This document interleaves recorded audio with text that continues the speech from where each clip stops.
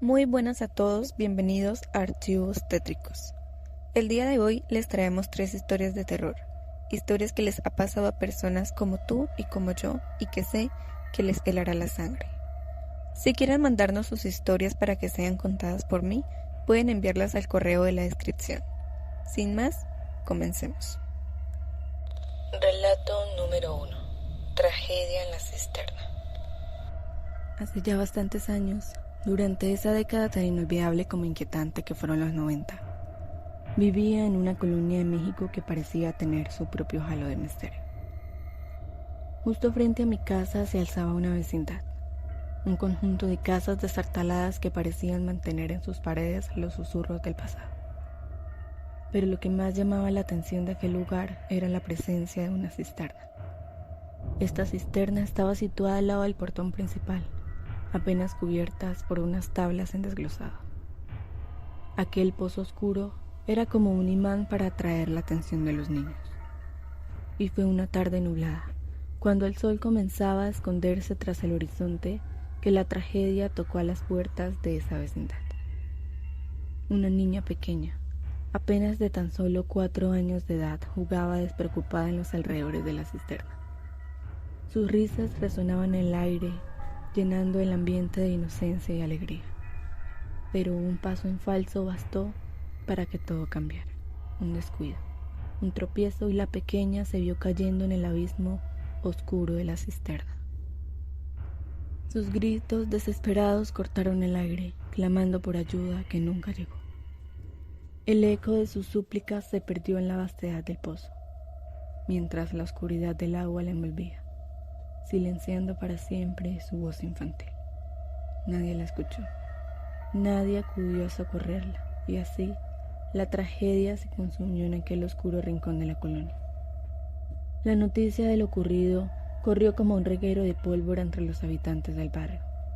Los murmullos del horror y las especulaciones sobre lo sucedido se mezclaban con el viento que soplaba entre las calles empedradas, y desde entonces la vecindad se convirtió en objeto de temor y especulación, un lugar marcado por la sombra de la tragedia.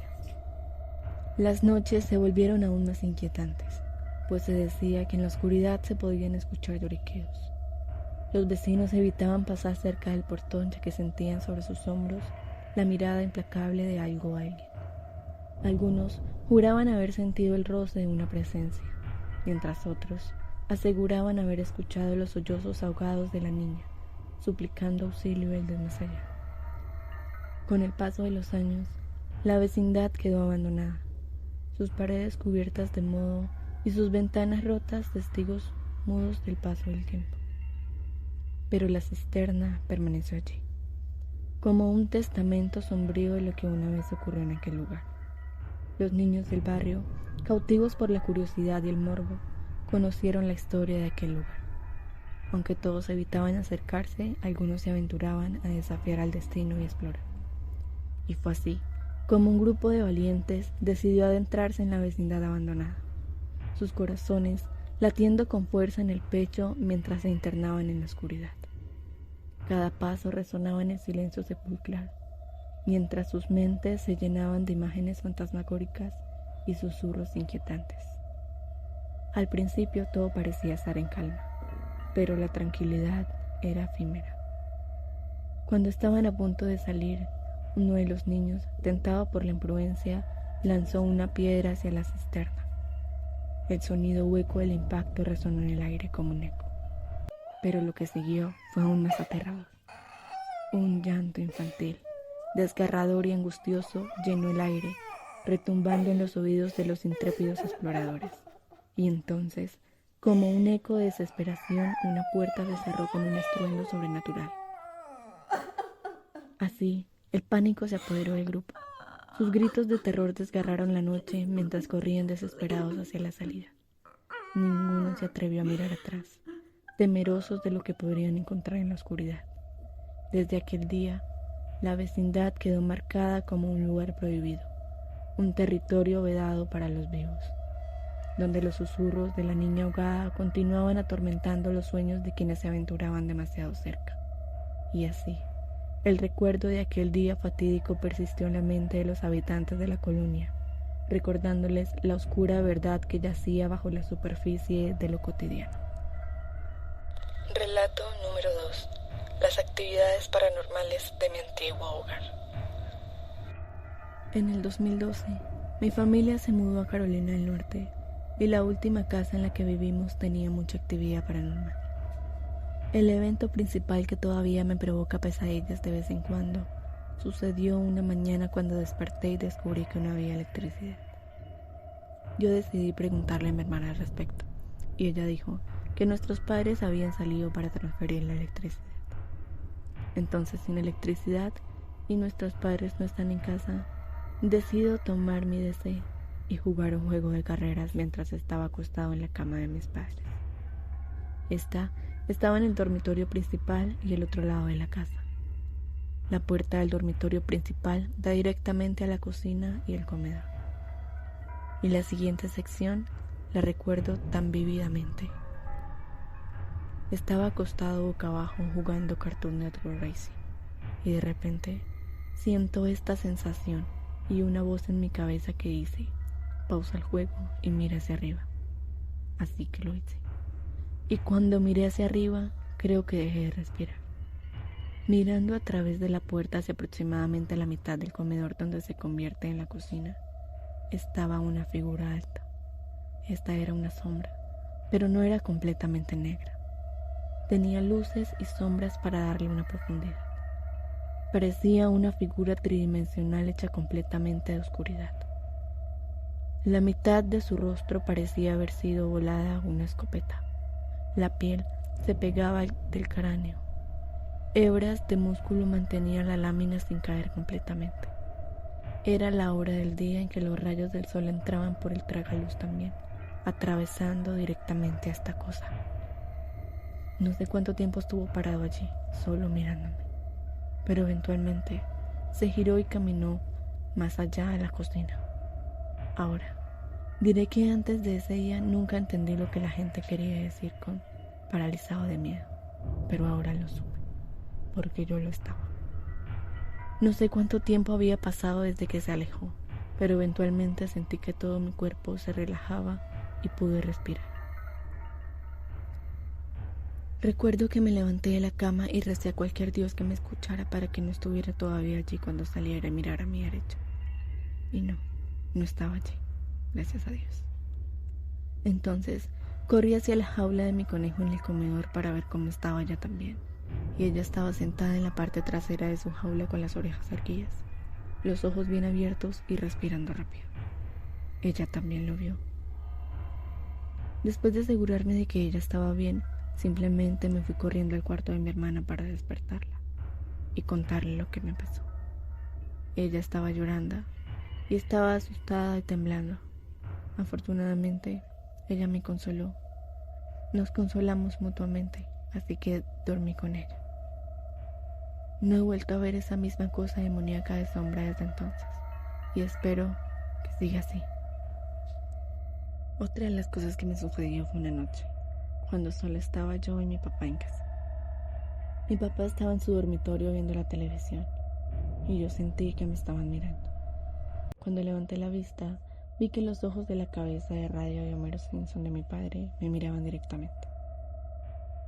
Yo me levanté y la giré para que no me mirara más y volví a jugar. Pero unos 5 o 10 minutos después, volví a sentir que me estaban mirando. Esta vez, algo me dijo que mirara a mi derecha, por una de las principales ventanas de la bahía enfrente de mi casa. En la ventana más cercana a la sala de computadoras, vi la silueta de la cabeza de una persona. Esto me asustó mucho, así que salté de la silla y fui a contarle a mi padre. Cuando volvimos a mirar, no había nada allí.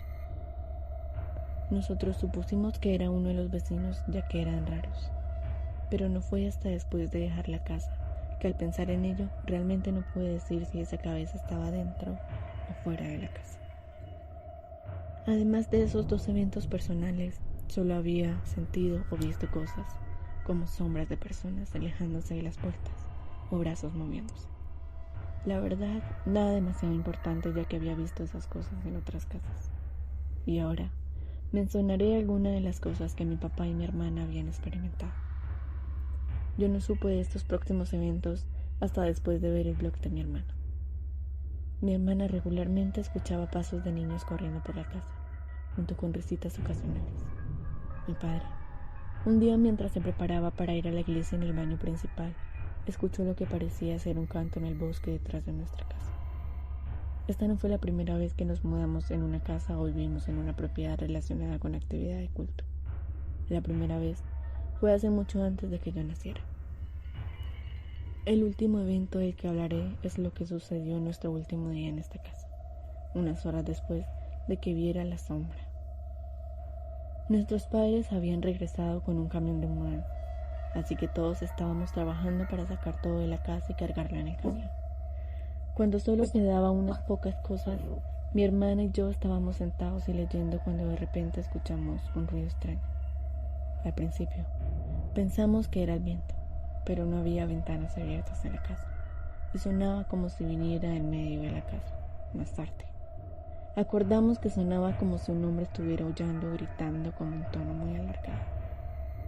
Después de buscar juntos por la casa, salimos de allí y no hemos vuelto desde entonces. Relato número 3. Presencias malignas. En aquellos días, mi fascinación por las religiones me llevaba a estudiar cada una que pudiera, sumergiéndome profundamente en sus enseñanzas y misterios. En ese momento, me encontraba inmerso en el estudio del espiritismo, recién habiendo devorado las páginas de El Libro de los Espíritus, y ansioso por sumergirme en su secuela, El Libro de los Medios. Era la víspera de mi cumpleaños y me encontraba en casa de mi novia. Como siempre, disfrutábamos de una maratón de películas de terror, un género del que siempre fui apasionada. Cuando el reloj marcó las 11 de la noche, nos retiramos a dormir en habitaciones separadas. Esto debido a las reglas estrictas de su padre. Yo me instalé en la habitación de su tía mientras ella se acomodó en la de su abuela, que ésta estaba en proceso de reforma. Nunca había tenido problemas para conciliar el sueño, así que cerré los ojos y me dejé llevar. Sin embargo, mi descanso se vio interrumpido de manera abrupta cuando un tablero que sostenía varias fotografías se desplomó sobre mí, despertándome de golpe. Aunque no estaba realmente asustado, el sobresalto fue suficiente para ponerme en alerta. Justo cuando consideraba encender las luces, mi novia entró en la habitación y al encenderlas, nos encontró a mí y a la cama cubierta de fotografías. Tras limpiar el desorden, llegó el momento de mi regalo de cumpleaños, un ejemplar nuevo de El Libro de los Medios. La emoción me embargó recibirlo, especialmente al notar que mi novia había colocado una foto suya como marcador. Ansioso por sumergirme en sus páginas, comencé a leer las primeras líneas, las cuales advertían sobre los peligros inherentes al interactuar con el mundo espiritual. Aunque no me dejaron con un nudo en el estómago, decidí no mencionar nada a mi novia. Al intentar conciliar el sueño nuevamente, el segundo tablero de fotografías cayó sobre mí, provocando que un terror me helara hasta los huesos. Con lágrimas en los ojos, traté desesperadamente de encender las luces, pero parecía que el interruptor se había esfumado en la oscuridad. Mi única opción fue llamar urgentemente a mi novia, suplicándole que regresara a la habitación. Cuando finalmente me encontró, me halló acurrucado en un rincón, señaleando hacia la cámara donde yacían las fotografías. Le confesé que no volvería a dormir en esa habitación nunca más. Con comprensión me llevó a la sala y me instaló en el sofá, aunque la idea de conciliar el sueño nuevamente me parecía una tarea imposible. Pasé horas despierto, luchando contra el insomnio y enfrentando visiones horribles que invadían mi mente. Incapaz de soportarlo más, me aventuré a la habitación de su abuela. Ahí me quedé en silencio, esperando que algo, cualquier cosa, rompiera el silencio opresivo que me rodeaba. Sin embargo, la noche transcurrió sin más incidentes, y aunque finalmente me sumí en un sueño agotado, me desperté para encontrarme rodeado de crucifijos en las paredes de la habitación. La religiosidad de su abuela me brindó un atisbo de seguridad en medio de lo que había experimentado. Aquella noche, marcada por el terror y la incertidumbre, me enseñó una valiosa lección. El respeto hacia los espíritus es fundamental para mantener la paz y la seguridad en nuestro entorno. Relato número 4. Experiencias familiares. Mi familia, por parte de mi padre, ha tenido encuentros con el mundo de los espíritus. Nosotros descendemos de gitanos. Mi bisabuela era psíquica. Mi padre me dijo que cuando era joven y tenía poco más de 20 años, se alojaba en la casa de su tío favorito mientras éste estaba fuera de la ciudad. Una noche, oyó un golpe en la puerta poco después de medianoche. Él me contó que abrió la puerta y que su tío estaba parado afuera. Le pidió perdón, pero le dijo que tenía que irse y desapareció frente a él. Había muerto esa misma noche en otra ciudad. Cuando yo tenía unos 13 años, mi padre estaba en un viaje de negocios y yo me desperté a mitad de la noche gritando que algo le había pasado. Yo soñé que lo veía llamándome, pidiendo ayuda. Ya por la mañana, la oficina de mi padre llamó a mi mamá y le preguntó si él había vuelto de regreso, porque no se había presentado a una reunión importante. Mi mamá recordó mis gritos histéricos esa noche y les pidió que revisaran su habitación de hotel, y allí lo encontraron inconsciente. Habían entrado en su habitación y lo habían golpeado con un tubo de acero. Estuvo en coma durante unos meses, pero sobrevivió. Cuando yo tenía 30 años ya, vivía solo en una vieja casa de 100 años que estaba encantada. He realizado lecturas tarot durante años y siempre he tenido una relación positiva con los espíritus que invito a mi reino cuando hago lecturas. Pero esa casa tenía una energía muy oscura e incómoda. El lavabo del baño con espejo estaba frente a la puerta cuando la abrió, y estaba demasiado nervioso como para apartar la vista del espejo cuando me lavé los dientes y me lavé la cara.